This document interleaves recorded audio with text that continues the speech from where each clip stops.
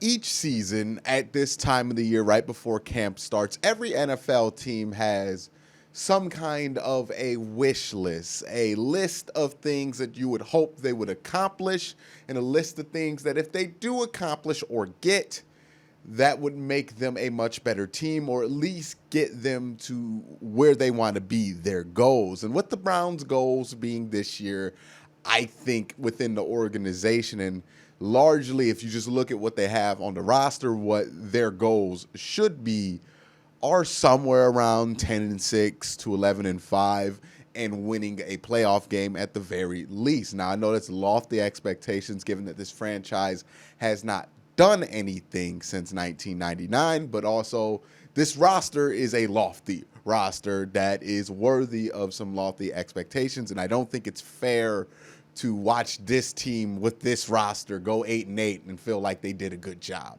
So with that being understood, given the height of these expectations and these lofty goals that the Browns are going to have to reach inevitably, even though there's not a lot of hype on the team, if they don't reach those goals, they're ultimately going to be seen as a disappointment yet again. So given all that pressure, what are the things that the Browns can do or achieve that will help them get where they want to go? Well, let's talk about it. Real quick before this video starts, please don't forget to hit the subscribe button and ding that notification bell so you can be notified when I upload. The NFL season is starting. The Browns announced that they're going to live stream training camp starting August 14th. So you know I'm going to have a ton of content when that all drops in August 14th. So make sure you're subscribed and notified so you can get that content right when it's available, right when it's fresh, because I'm most definitely gonna be on that one. Now, without further ado, let's jump back to the video. Now, these goals on this wish list are gonna cover all three phases of the game: special teams, defense, and offense, of course. And these items on this wish list can be anywhere from goals where you want to hit in the offense as far as attempts and carries go, and then also personal goals for individual players, as well as larger goals or even players that you want to obtain in the free agency that are right now there to grab at a relatively decent price. So with that being said, let's talk about the first thing on this wish list for me, and that is,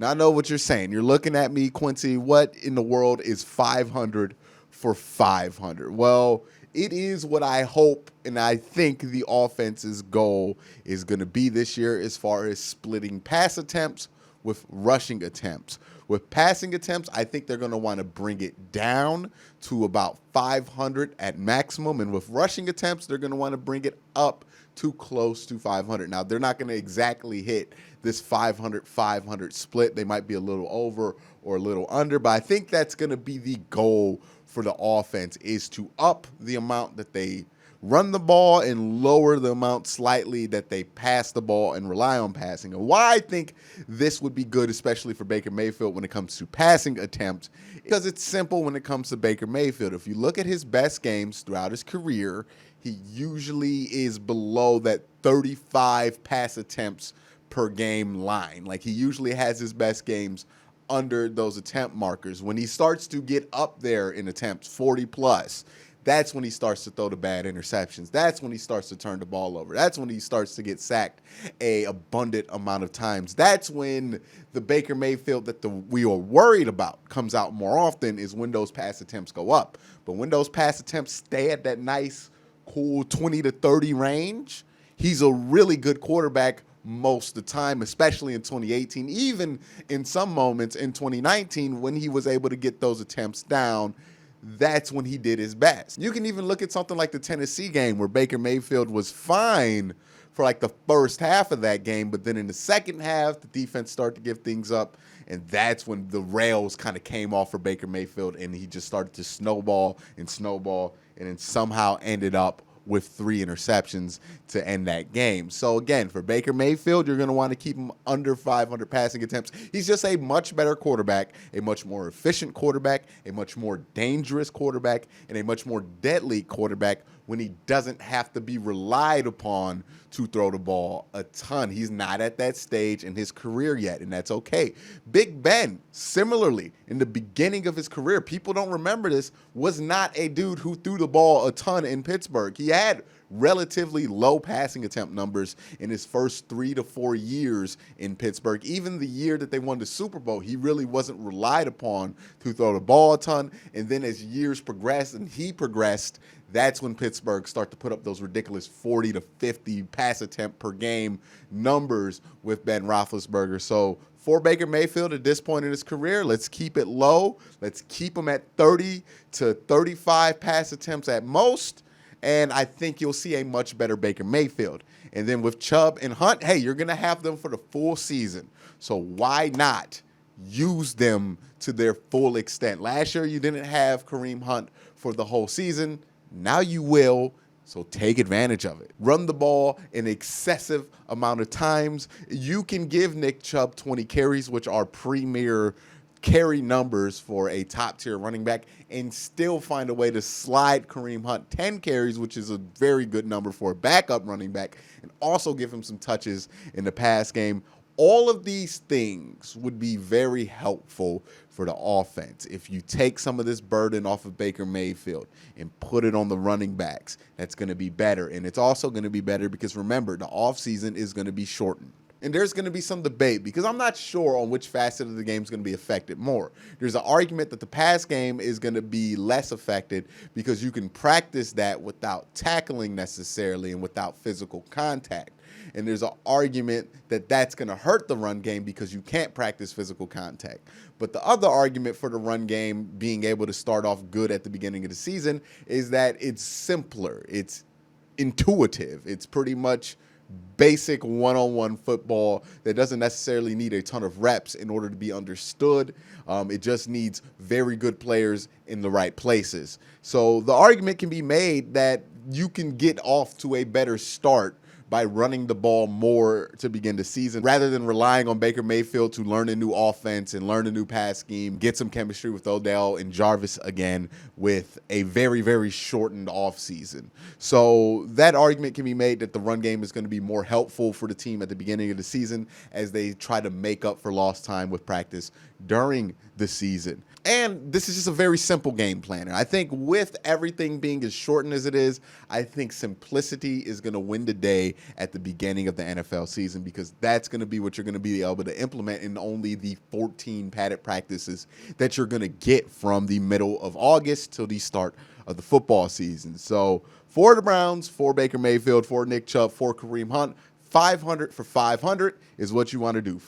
Under 500 pass attempts for Baker Mayfield and up to 500 rushing attempts for Nick Chubb and Kareem Hunt, and probably a third back because that's a lot of carries. That's what I want the split to be on the offense, and that's what I think would be helpful for this team. I think you're going to get the best out of Baker Mayfield that way, and you're going to get the best out of Kareem Hunt and the best out of Nick Chubb in that way. And if you're getting the best out of those three guys, everything else will follow, and you'll have massive production all over the field because these are game changers, Kareem Hunt and Nick Chubb, to go along with the game-changing wide receivers that the Browns have, and hopefully what we hope to be a game-changing quarterback, although he has to prove it this year. And speaking of Baker Mayfield and what he has to improve, let's talk about the other wish list item, and that is...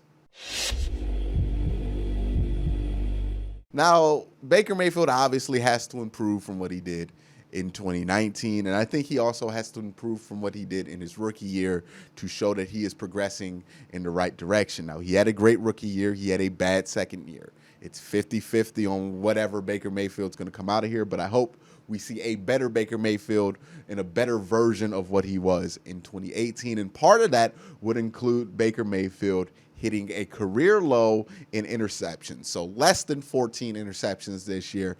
That would also be a massive help for the Browns because, again, if the Browns are going to run the ball or plan on running the ball as much as they want to or as much as they plan to, then Baker Mayfield has to tone down the interceptions because nothing kills a run-heavy offense more than turnovers on the offensive side of the football, because it just gives extra opportunities. It gasses your defense, and it just puts your defense on the field more and more and more, and it forces you to get out of your comfort zone and pass the ball more, which then creates more interceptions because you're putting Baker Mayfield in that same situation that he was in 2019. So for Baker Mayfield, you're going to want to keep those interceptions low, because if the turnovers stop with him, they will slow down all over the offense, and it will be massively helpful. I think if Baker Mayfield threw 7 less interceptions last year, the Browns probably would have won 2 more games. I think it's that massive. So if he throws under 14 interceptions, it's going to mean great things for the Browns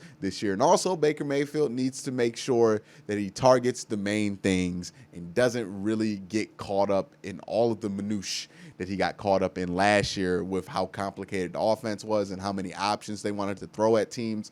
Just keep it simple. You got 3 passing options, 3 primary passing options on this team: Odell, Jarvis, Austin Hooper. Now, Austin Hooper's going to get his after Jarvis and Odell, because those are the 2 most reliable and the 2 best players you have on that side of the ball. So keep it simple for Baker Mayfield.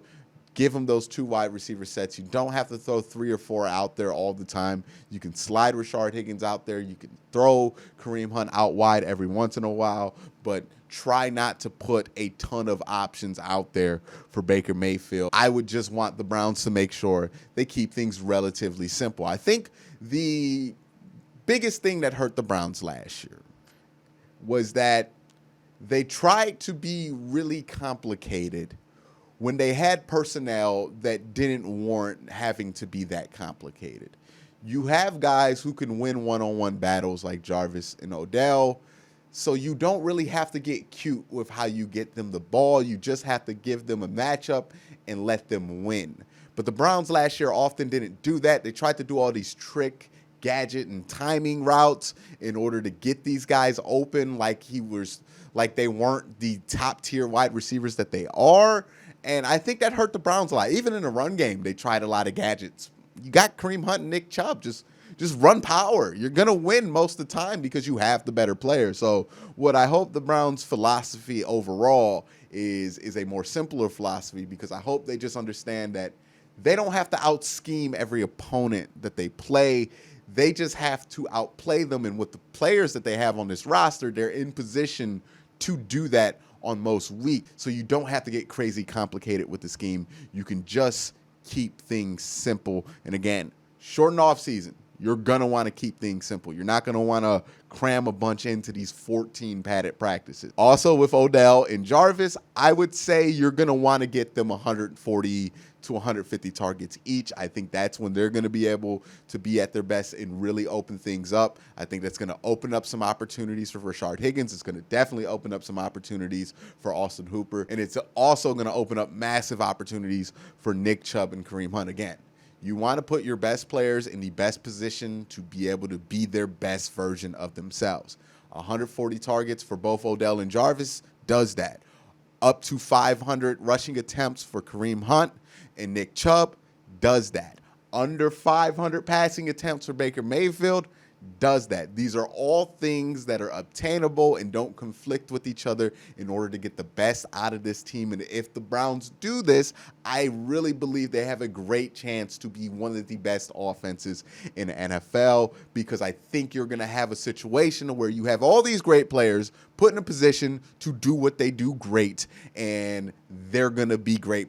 And at the end of the day, great players are going to be great players, and they're going to make great plays, and that's going to carry the Browns. They don't have to be Bill Belichick. They don't have to have the most complicated scheme. They don't have to be baby Kyle Shanahan's out there.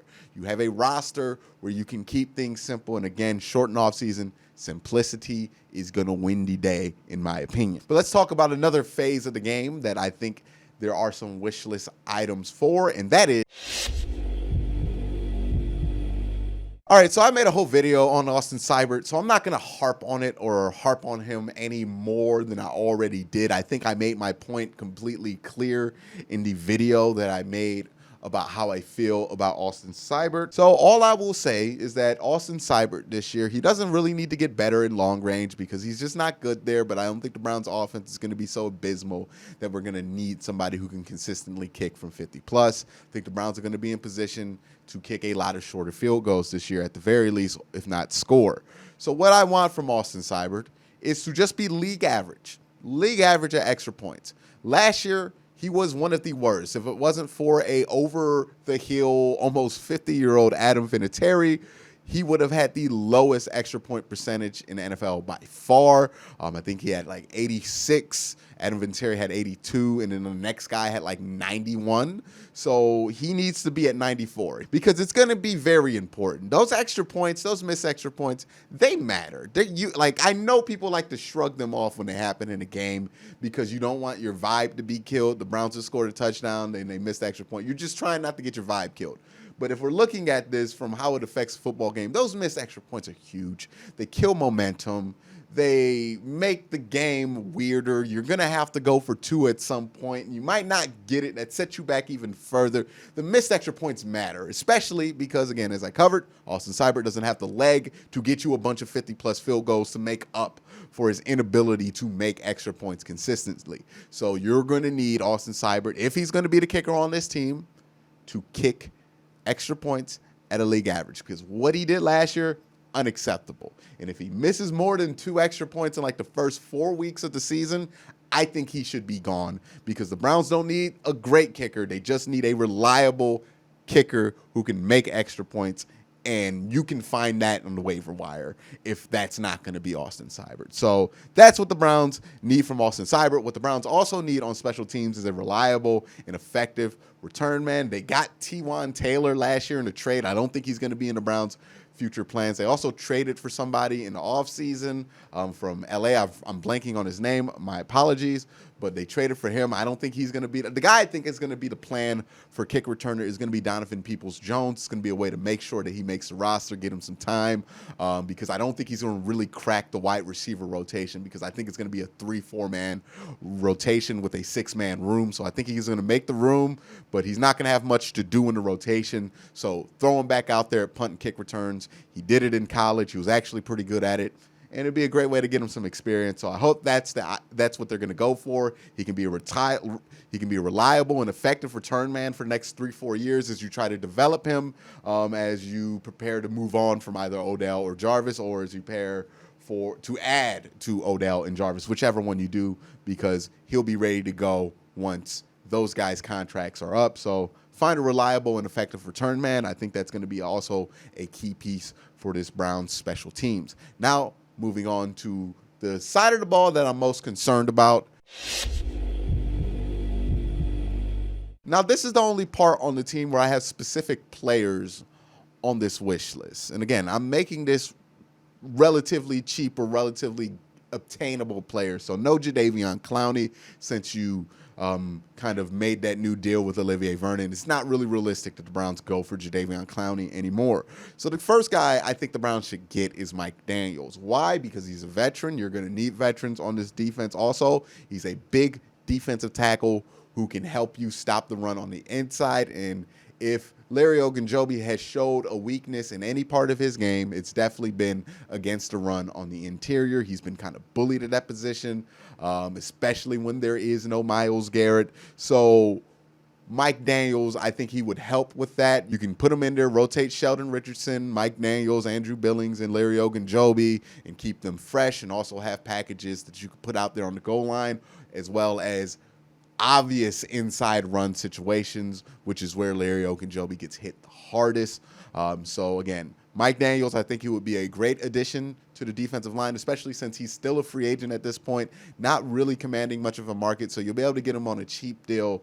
And also, you're not going to have to promise him a starting role or anything. You're just going to bring him in and expect him to be a veteran and add some depth in that defensive line room. He doesn't have to take anybody's spot. He doesn't have to compete for a starting job. I think he works best when you can just put him in there in situational positions and allow him and Larry Ogunjobi to kind of do what they do best, and let Mike Daniels be on rundowns and let Larry Ogunjobi rush the passer. And I think you'll get the best out of both guys in that situation. The next guy I want the Browns to make a run at is Sean Lee, who's currently on the Cowboys. I believe he's not going to start. The Cowboys already have linebackers that are much better than Sean Lee and younger than Sean Lee at this point. But the Browns definitely have a need for a guy like this, a veteran defensive play caller, a guy who can get everybody lined up. Again, we don't need anybody spectacular for this position. We just need somebody who can make sure that the train comes on time. And that's what Sean Lee is at this point in his career. He's not going to make spectacular plays. He's not going to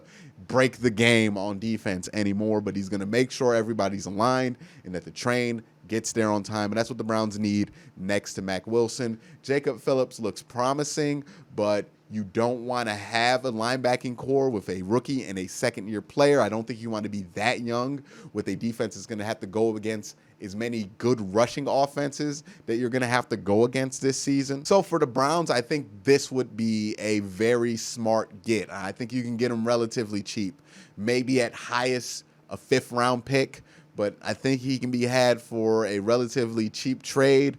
You're not going to have to give up much, and I think his effect is going to be massive for the growth of your young linebackers. And also, since this is a guy who has an injury history and a guy who is older, you don't have to have him be the starter for the entire season. You can have him hold it down for half the season and then kind of transition Jacob Phillips into that role. But for the beginning of the season, when there's going to be limited practice time, you're going to want a veteran in that role, a guy who can make sure everything happens when it's supposed to and get the right play and get everybody lined up correctly.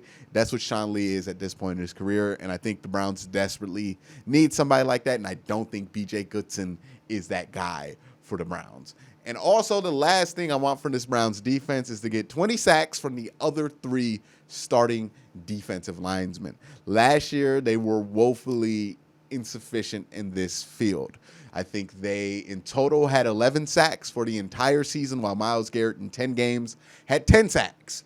So that's just not enough. Myles Garrett should not be equal to the 3 other people starting or close to equal to the other 3 people starting in sack totals. I think Myles will probably get around anywhere from 13 to 15 sacks this year. High end, maybe 17 and a half. And I think the defense outside of Myles Garrett should get at least 20 sacks on him. And that's going to mostly be on the burden of Olivier Vernon.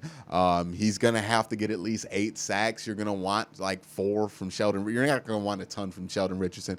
Maybe a lot from Larry Ogunjobi, maybe 6 from Larry Ogunjobi. But even there, 6 from Ogunjobi, 4 from Sheldon Richardson, and 8 from Olivier Vernon. That's 20. So very obtainable for the Browns. And if you want to give Myles Garrett the help that he needs and the help that we expected he was going to have last year, that's the number that the Browns defense needs to hit in order to let Myles Garrett be the game changer on defense and kind of help make up for some of the issues and experience that this defense is going to have in the back end. I think you're going to need at least 20 sacks from the other 3 defensive linemen. If not, there's going to be some trouble. But that's my wish list for the 2020 season. Those are the things that I think if the Browns do, they're going to be in relatively good shape if they stay healthy for this season and as long as this season plays out like a relatively normal season. But that's my thoughts. Let me know your thoughts down in the comment section below. What is it that you want to see the Browns do from a strategic standpoint or from a player acquisition standpoint?